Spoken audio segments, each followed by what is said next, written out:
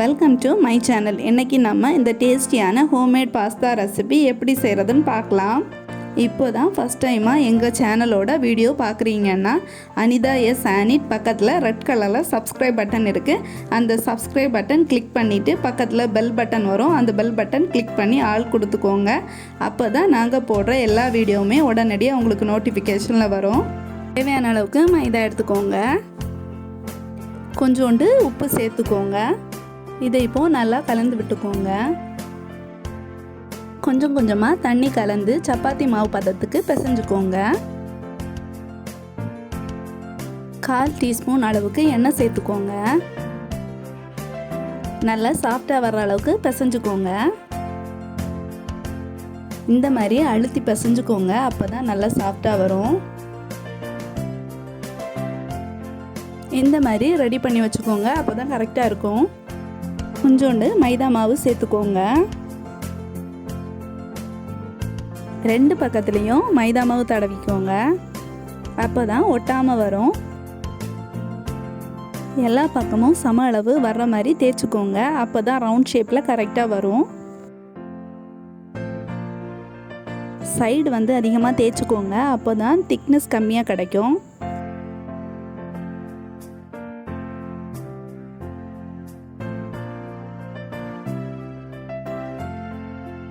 இந்த மாதிரி பெரிய சைஸில் தேய்ச்சி எடுத்துக்கோங்க.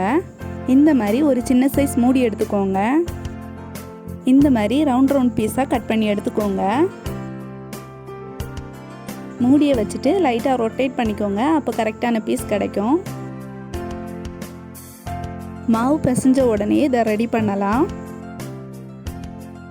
இது வரைக்கும் எங்கள் சேனல் சப்ஸ்கிரைப் பண்ணலைன்னா ரெட் கலரில் இருக்க சப்ஸ்கிரைப் பட்டன் கிளிக் பண்ணிவிட்டு பக்கத்தில் வர பெல் பட்டன் கிளிக் பண்ணி ஆல் கொடுத்துக்கோங்க. அப்போ தான் நாங்கள் போடுற வீடியோ எல்லாமே உடனடியாக நோட்டிஃபிகேஷனில் வரும்.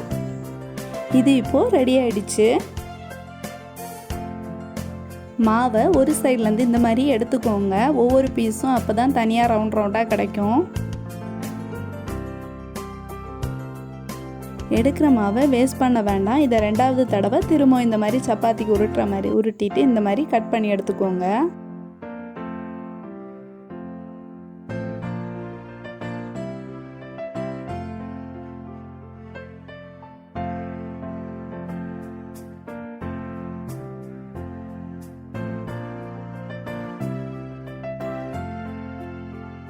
இந்த மாதிரி எல்லாத்தையும் எடுத்துக்கோங்க. இதுக்கு நடுவில் கொஞ்சோண்டு தண்ணி தேய்ச்சிக்கோங்க. தேய்ச்சிட்டு இந்த மாதிரி சைட்லேருந்து ப்ரெஸ் பண்ணிக்கோங்க. இப்போது இது கரெக்டாக கிடைக்கும். திரும்ப ஒரு தடவை பார்த்துக்கோங்க. இந்த மாதிரியே எல்லாத்தையும் ரெடி பண்ணிக்கோங்க. ஒரு பாத்திரத்தில் இந்த மாதிரி மைதாவை டஸ்ட் பண்ணி வச்சுக்கோங்க. செய்கிற ஒவ்வொரு பீஸையும் டஸ்ட் பண்ணி வச்சுருக்க இந்த மைதாவுக்கு மேலே போட்டுக்கோங்க.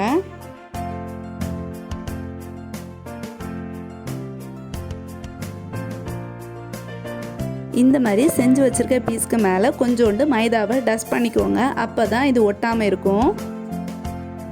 இதை இப்போது இந்த மாதிரி மிக்ஸ் பண்ணி விட்டுக்கோங்க.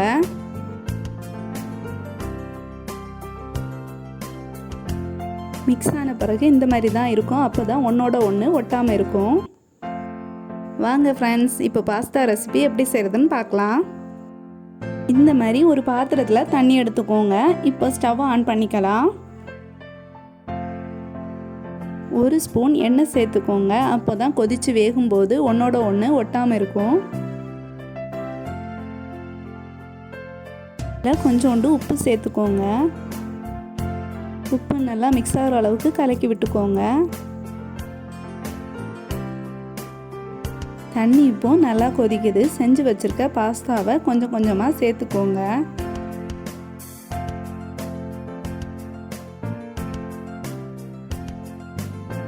வேக ஆரம்பித்ததும் கொஞ்சம் கொஞ்சமாக மேலே வர ஆரம்பிக்கும்.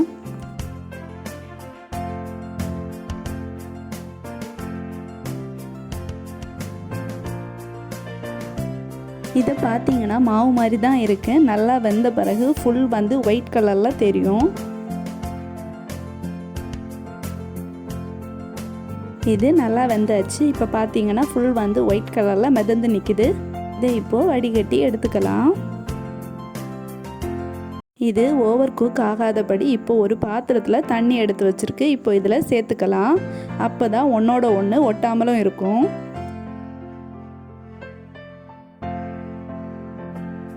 இதை அப்படியே தண்ணியில் போட்டு வைக்கக்கூடாது. இந்த மாதிரி தண்ணியிலேருந்து வடிச்செடுத்து வச்சுக்கோங்க.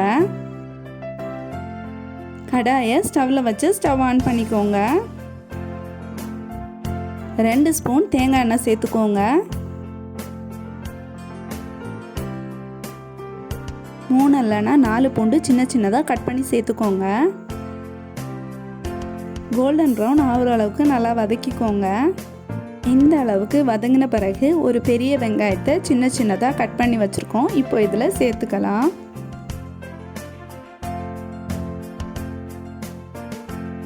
இதையும் நல்லா வதக்கிக்கோங்க.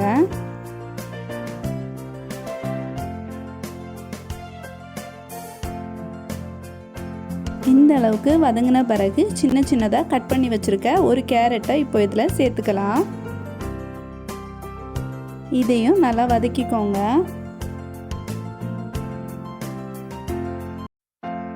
இந்த அளவுக்கு வதங்கினது போதும். இப்போ ஒரு தக்காளியை சின்ன சின்னதாக கட் பண்ணி வச்சுருக்கு. இப்போ இதில் சேர்த்துக்கலாம். இதை நல்லா கலந்து விட்டுக்கோங்க. தக்காளி சேர்த்த உடனே உப்பு சேர்த்திங்கன்னா தான் நல்லா வதங்கி கிடைக்கும். இது வதங்குற அளவுக்கு உப்பு சேர்த்துக்கிட்டா போதும். ஏன்னா ஏற்கனவே மாவு பிசையும் போதும் தண்ணியில் கொதிக்கும் போதும் உப்பு சேர்த்துக்கிட்டோம். அதனால கம்மியான உப்பு சேர்த்துக்கிட்டா போதும். இந்த அளவுக்கு நல்லா வதக்கிக்கோங்க. 1/4 டீஸ்பூன் மஞ்சத்தூள் சேர்த்துக்கோங்க. 1/4 டீஸ்பூன் மிளகாய்த்தூள் சேர்த்துக்கோங்க. இதை இப்போ நல்லா கலந்து விட்டுக்கோங்க. 1/4 டீஸ்பூன் கரம் மசாலா பவுடர் சேர்த்துக்கோங்க. மசாலாவோட பச்சை வாசனை போகிற அளவுக்கு நல்லா மிக்ஸ் பண்ணி விட்டுக்கோங்க. இது நல்லா வேகிற அளவுக்கு தண்ணி சேர்த்துக்கோங்க. நான் இப்போது 1/2 கப்பு தண்ணி சேர்த்துக்கிறேன். இதை இப்போது நல்லா கலந்து விட்டுக்கோங்க. இது இப்போது நல்லா வேகிறதுக்காக ஒரு மூடி போட்டு மூடி வச்சுக்கோங்க. இதை இப்போது ஓப்பன் பண்ணி பார்க்கலாம். இந்த அளவுக்கு வெந்தது போதும். இப்போ எடுத்து வச்சுருக்க பாஸ்தாவை இதில் சேர்த்துக்கலாம். இது எல்லாம் நல்லா மிக்ஸ் ஆகிற அளவுக்கு நல்லா கலந்து விட்டுக்கோங்க. 1 இல்லைன்னா 2 மினிட்ஸ் நல்லா கலந்து விட்டுக்கோங்க. இந்த மசாலா அதோட சேர்ந்து மிக்ஸ் ஆகணும்.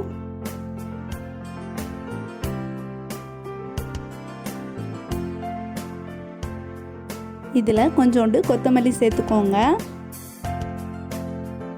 இது இப்போ லைட்டாக கொதிக்கட்டும். இந்த டைமில் 5லேருந்து 10 பெப்பர் எடுத்து அதை பவுடர் பண்ணி எடுத்துக்கோங்க.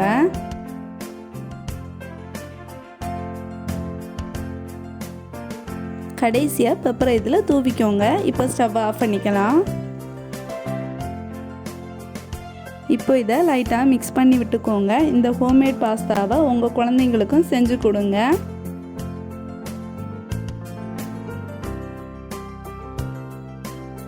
இந்த ஹோம்மேட் பாஸ்தா ரெசிபி உங்களுக்கு பிடிச்சிருந்ததுன்னா லைக் பண்ணுங்கள், உங்கள் ஃப்ரெண்ட்ஸுக்கு ஷேர் பண்ணுங்கள், கமெண்ட் செக்ஷனில் கமெண்ட் பண்ணுங்கள். இது வரைக்கும் எங்கள் சேனல் சப்ஸ்கிரைப் பண்ணலைன்னா சப்ஸ்கிரைப் பண்ணிவிட்டு பக்கத்தில் இருக்க பெல் பட்டன் கிளிக் பண்ணி ஆல் கொடுத்துக்கோங்க. Thank you friends.